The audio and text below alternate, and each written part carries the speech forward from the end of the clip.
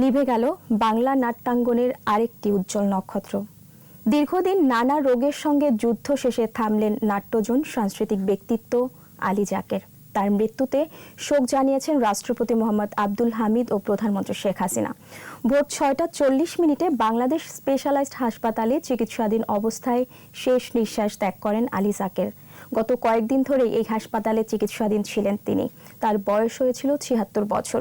১৯৯৯ সালে ২১শে পদকে ভূষিত হন তিনি। থিয়েটার আন্দোলনের অন্যতম পথিকৃৎ তিনি।